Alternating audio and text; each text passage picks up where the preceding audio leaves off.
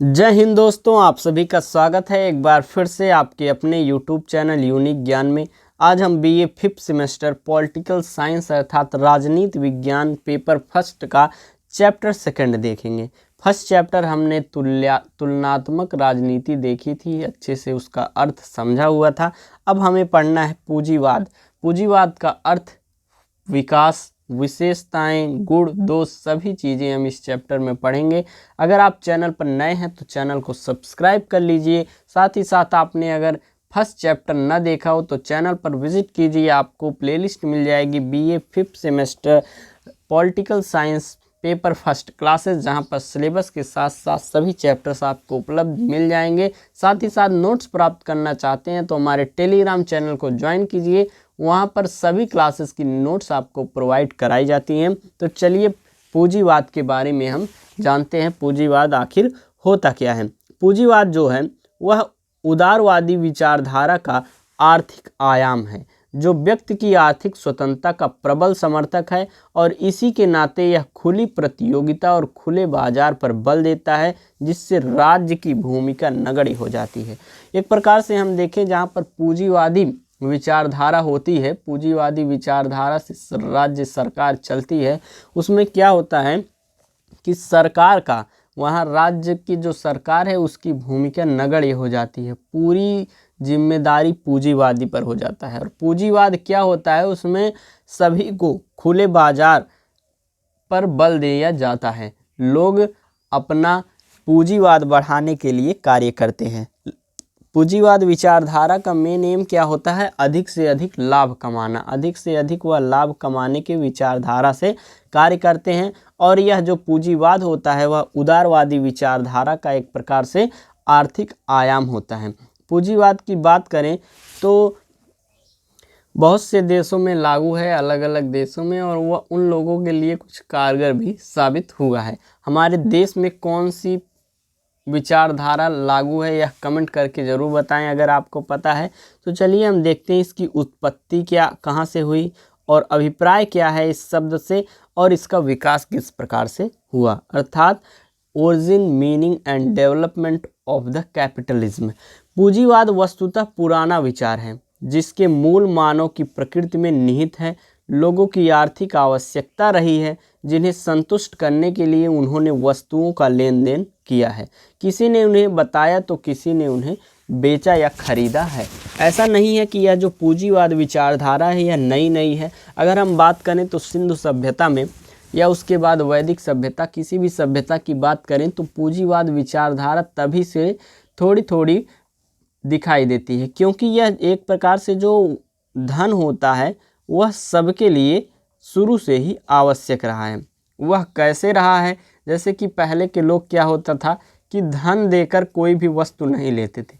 वह क्या करते थे, अपना कोई वस्तु उन्हें देते थे और उनसे दूसरा वस्तु लेते थे, अर्थात जो हमारे पास है, हमारे पास अधिक मात्रा में है, हम उसको देंगे, और हमें जिस चीज़ की आवश्यकता है और वो आपके पास है, हम आपसे लेंगे। तो यह विचारधारा कोई नई नहीं है, यह बहुत पुरानी है और पुराने समय से चलती आ रही है। लेकिन आने वाले समय में, मतलब अभी कुछ समय दशकों से पहले, इसकी आवश्यकता बढ़ गई है, क्योंकि लोगों की नीड बढ़ गई है और संतुष्टि के लिए लोग अधिक से अधिक धनोपार्जन करना चाहते हैं, अधिक से अधिक धन प्राप्त करना चाहते हैं। तो इस प्रकार इसका विकास हुआ। पूंजीवाद के विषय में विद्वान जो है, अलग अलग विद्वान हैं, उनके भिन्न भिन्न मत हैं। पूंजीवाद की आर्थिक प्रणाली की परिभाषा विभिन्न विद्वानों ने इसकी विशेषताओं के आधार पर की है। पूंजीवाद की कुछ मुख्य परिभाषाएं हैं, जैसे कि अलग अलग विद्वानों के माध्यम से। लॉक्स एवं छूट के अनुसार पूंजीवाद आर्थिक संगठन की एक ऐसी प्रणाली है जिसमें व्यक्तिगत स्वामित्व पाया जाता है और मानवकृत एवं प्राकृतिक साधनों को व्यक्तिगत लाभ के लिए प्रयोग किया जाता है। पूंजीवादी जो है एक प्रकार से उसमें स्वामित्व व्यक्तिगत होता है। जैसे हमने कोई भी अपनी फैक्ट्री या कंपनी डाली, उसमें निजी, मेरा ही उसमें स्वामित्व रहेगा, उसका मालिक मैं ही रहूँगा, उससे धन जो अर्जन होगा, धनोपार्जन होगा, वह मेरे लिए होगा, मैं अपने लिए करूँगा, और जो भी वहाँ पर संसाधन है उसका प्रयोग मैं अपने व्यक्तिगत लाभ के लिए करूँगा। एक प्रकार से अलग एक होती है विचारधारा समाजवादी विचारधारा, जो कि उसमें क्या होता है कि वह सरकार उस पर नियंत्रण रखती है और वह क्या करती है, लाभ तो थोड़ा कम कमाती है लेकिन लोगों के कल्याण के लिए अधिक कार्य करती है। वहीं यहाँ पर डिफरेंस होता है, जहाँ पर पूंजीवादी विचारधारा कार्य करती है वहाँ पर अधिक से अधिक लाभ कमाना प्रमुख लक्ष्य बन जाता है और उसमें सरकार का एक प्रकार से रोल जो है वह नगण्य हो जाता है। आगे हम देखें, पीगू ने पूंजीवादी विचारधारा को परिभाषित करते हुए लिखा है कि पूंजीवादी अर्थ प्रणाली वह है जिसमें उत्पत्ति के भौतिक साधनों का अधिकार अथवा उपयोग का अधिकार कुछ ही व्यक्तियों के पास होता है और इन साधनों का संचालन इन व्यक्तियों द्वारा इस प्रकार किया जाता है कि इनकी सहायता से जो वस्तुएं अथवा सेवाएं उत्पन्न हों उनके द्वारा लाभ कमाया जाए। और पूंजीवादी अर्थव्यवस्था वह है जिसमें उत्पत्ति के साधनों का प्रमुख भाग पूंजीवादी उद्योगों में कार्यरत होता है। एक प्रकार से समझ लीजिए कि प्रमुख लक्ष्य इसका जो होता है वह क्या होता है, लाभ कमाना होता है। इसका स्वामित्व तो व्यक्तिगत होता है, इसमें जो राज्य होता है उसका 1% भी रोल नहीं होता है, वह उसका रोल एक प्रकार से नगण्य होता है। पूरा स्वामित्व तो किसका होता है, निजी होता है, किसी भी व्यक्तिगत होता है। आगे देखेंगे हम, पीगू की जो हमने अभी परिभाषा देखी उसके आधार पर पूंजीवाद की विचारधारा का विशेषता क्या है कि पूंजीवादी प्रणाली में निजी संपत्ति का अधिकार होता है, हमने आपको यह भी बताया, जिसका प्रयोग उन व्यक्तियों के द्वारा स्वयं के लाभ के लिए किया जाता है, यह भी हमने आपको पहले ही बताया। उत्पत्ति के साधनों पर जिन व्यक्तियों का अधिकार होता है वे सरकारी नियंत्रण से पूर्णतः मुक्त होते हैं, उन पर कोई भी सरकारी नियंत्रण नहीं होता है। दूसरे शब्दों में उनकी उत्पादन क्रियाओं पर सरकार का कोई नियंत्रण एवं हस्तक्षेप नहीं होता। तीसरा क्या है, उत्पादन का एकमात्र उद्देश्य लाभ अर्जित करना और इस उद्देश्य को ध्यान में रखकर ही उत्पादक विभिन्न वस्तुओं के उत्पादन में साधनों का आवंटन करते हैं। उसका एकमात्र उद्देश्य क्या होता है, अधिक से अधिक लाभ अर्जित करना। बेहम के अनुसार अगर हम देखें तो पूंजीवादी अर्थव्यवस्था आर्थिक तानाशाही का प्रतिरोधी है।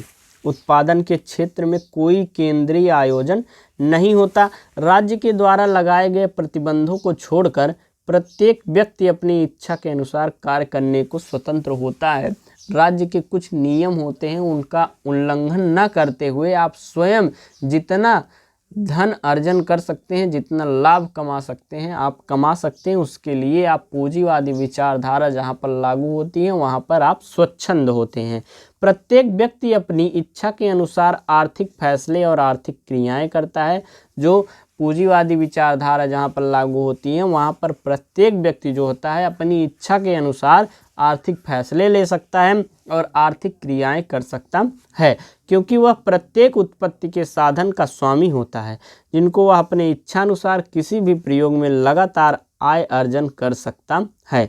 पूंजीवादी की विशेषताएं अगर हम देखें तो पहला विशेषता है अतिरिक्त मूल्य का सिद्धांत, थियरी ऑफ सरप्लस वैल्यू। अर्थात जैसे कि आपने कोई कंपनी बनाई तो किसी भी व्यक्ति को आप आय देते हैं, मतलब मजदूरी पर रखते हैं, तो उसमें कंपनी जो होती है वह उसे 10,000 का एक प्रकार से समझ लीजिए मजदूरी देती है, लेकिन उससे मजदूरी करवाती 1 लाख की है। तो इस प्रकार जो है अतिरिक्त मूल्य, उससे अतिरिक्त मूल्य का लाभ लेती है। 10,000 रुपये दे देती है लेकिन लाभ उससे कितने का लेती है, लगभग 1 लाख, 90,000 समझ लीजिए उसका फ़ायदा हो गया। तो यही अतिरिक्त मूल्य का सिद्धांत हो गया, हमने आपको एग्जाम्पल से समझा दिया। दूसरा क्या है, वस्तु उत्पादन। कोई भी कंपनी हो वह सब अपने आप से मजदूरों से अधिक वस्तु उत्पादन कराने की सोचता है। मान लीजिए उसने कोई भी कंपनी किसी ने शुरू की तो वह क्या करेगा, जो भी मजदूर रखेगा कम से कम मजदूर में वह सोचेगा अधिक से अधिक वस्तु का उत्पादन करा लूँ जिससे मजदूरी कम लगे और मुझे बेनिफिट ज़्यादा हो। तीसरा क्या हो जाता है, मुक्त श्रम।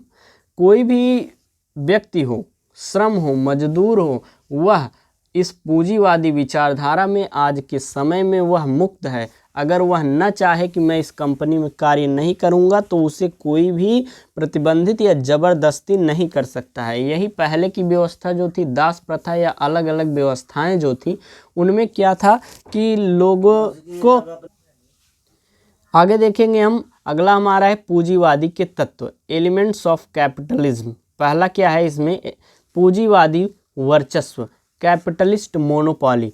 जैसे कि कोई भी पूंजीवाद हो, कोई भी कंपनी का मालिक हो, वह क्या चाहेगा कि मैं जिस क्षेत्र में यह कंपनी रख रहा हूँ उसमें मेरा वर्चस्व हो, मतलब सबसे अधिक वस्तु का उत्पादन, सबसे अधिक वस्तु की मांग मेरे ही कंपनी की हो। तो एक प्रकार से पूंजीवादी वर्चस्व जो है वह उसका तत्व है। अगला है राज्य व्यक्तिक हितों का संरक्षक होता है। State is the protector of individual interest, मतलब जो राज्य होता है सभी के हितों का एक प्रकार से संरक्षा करता है पूंजीवादी विचारधारा में। आर्थिक कार्य की स्वतंत्रता, मतलब जब पूंजीवादी विचारधारा कहीं पर लागू हो तो वहाँ पर फ्रीडम ऑफ इकोनॉमिक एक्टिविटीज़, हमने आपको पहले ही बताया कि पूंजीवादी विचारधारा में आप भी आर्थिक फैसले स्वयं ले सकते हैं, उसके लिए स्वतंत्र है। आर्थिक क्रियाएं भी आप, आर्थिक कार्य भी आप स्वयं कर सकते हैं, अर्थात उसके लिए भी स्वतंत्र है। चौथा है धर्म एवं सदाचार में आस्था, धर्म और faith in the religion and good conduct. पांचवा क्या है, संपत्ति पर निजी स्वामित्व, मतलब हमारा जो संपत्ति होगा उस पर हमारा निजी स्वामित्व होगा। हम अपने किसी भी ज़मीन हमारी है समझ लीजिए तो उसके मालिक हम ही होंगे। Private ownership of the private property, जैसे कि हम कोई भी कंपनी शुरू करते हैं तो अगर हम अपनी निजी संपत्ति पर शुरू करते हैं तो एक प्रकार से हमें कोई भी हेडेक नहीं होता है। समझ लीजिए हमने कोई बड़ी कंपनी की पता चला हमने और किराए पर उस संपत्ति को लिया हुआ है, तो क्या होगा कि हम जितना बेनिफिट शुरू में किसी भी कंपनी को उतना बेनिफिट नहीं होता है, तो क्या होगा कि हम शुरू किए कंपनी, जितना बेनिफिट नहीं हुआ उससे ज़्यादा का किराया आ गया, तो हमारी जो कंपनी है वह विकास नहीं कर सकेगी। इसलिए निजी संपत्ति का होना भी एक प्रकार से बहुत आवश्यक होता है। छठवां है हमारा वर्गीय सामाजिक संरचना। हमारा जो सामाजिक संरचना है एक प्रकार से दो संरचनाएं मानी गई हैं, एक जो है जो लोगों की आर्थिक स्थिति को पूरा करता है, जैसे मांग जो रखता है, और एक मांग को पूरी करता है। दो जो संरचनाएं होती हैं और दोनों का होना जरूरी होता है। अगला हमारा है पूंजीवादी प्रणाली के गुण। कौन कौन से गुण हैं, वह स्वयं संचालित होता है, अर्थात सरकार उस पर कोई भी नियंत्रण नहीं रखती। दूसरा है हमारा संसाधनों का अनुकूलतम प्रयोग और उत्पादकता में वृद्धि। कोई भी कंपनी जब निजी रखता है तो उसमें अधिक मेहनत करता है। अगर सरकारी कोई दफ्तर है, आपको ड्यूटी मिली है, तो आप उतना ईमानदारी से, मतलब उतना कार्य मेहनत से नहीं करते हैं, क्योंकि आपको उसका जो लाभ होगा आपको सीधे नहीं मिलेगा। लेकिन आप जब कोई अपनी कंपनी रखते हैं तो उसमें अधिक उत्पादन करने की सोच रखते हैं। अगला हमारा है उत्पादन में प्रोत्साहन। प्राइवेट सेक्टर में यही फ़ायदा है कि लोग अपनी कंपनी को बढ़ाने के लिए अधिक से अधिक उत्पादन करते हैं और तकनीकी विकास भी होता है। अगर हम दोष की बात करें, पूंजीवादी विचारधारा के दोष क्या हैं कि संपत्ति एवं आय की असमानता हो जाएगी। जो लोग कंपनी खड़ी करेंगे, जिसके पास धन होगा और धन होगा वह अधिक से अधिक धन कमाते चले जाएंगे, लेकिन जो गरीब होगा वह और गरीब से गरीब होता चला जाएगा। इस प्रकार से आय की असमानता आ जाएगी। पता चला किसी के पास 1 करोड़ 10 करोड़ 100 करोड़ रुपए है और किसी के पास यहीं हमारे भारत देश में खाने तक के पैसे नहीं हैं। इस प्रकार से असमानताएं आ जाती हैं। दूसरा है एकाधिकारी प्रवृत्ति का उदय हो जाएगा। जो अधिक कमाता जाएगा उसका एकाधिकार होता जाएगा किसी अपनी संपत्ति पर। पूर्ण रोजगार प्राप्त करने में असफल, अलग अलग लोग असफल रहेंगे रोजगार प्राप्त करने में। और चौथा दोष है सामाजिक कल्याण की अनुपस्थिति। पूंजीवाद में लोग अधिक से अधिक लाभ कमाना लक्ष्य होता है, ना कि सामाजिक कल्याण की, मतलब कोई भी सामाजिक कल्याण नहीं होता है, क्योंकि यह जो सामाजिक कल्याण है वह सामाजिक विचारधारा में होता है। ये रहा आपका चैप्टर जो हमने आपको बताया, पूरा चैप्टर पूंजीवाद आपको हमने समझाया बहुत ही अच्छे तरीके से। अगला चैप्टर 3 जल्दी ही आएगा जिसमें आपको उदारवादी विचारधारा के बारे में बताया जाएगा। सभी चैप्टर्स यहाँ पर कंप्लीट कराए जाएंगे। नोट्स आपके टेलीग्राम चैनल पर दिया जाएगा, इसलिए चैनल को सब्सक्राइब करें, नोटिफिकेशन बेल आइकन ऑन करें और टेलीग्राम चैनल भी ज्वाइन करें और दोस्तों के पास वीडियो को शेयर करें। वीडियो लाइक अवश्य करें। कमेंट करके कोई भी क्वेश्चन हो आप पूछ सकते हैं। धन्यवाद, मिलते हैं अगले वीडियो में।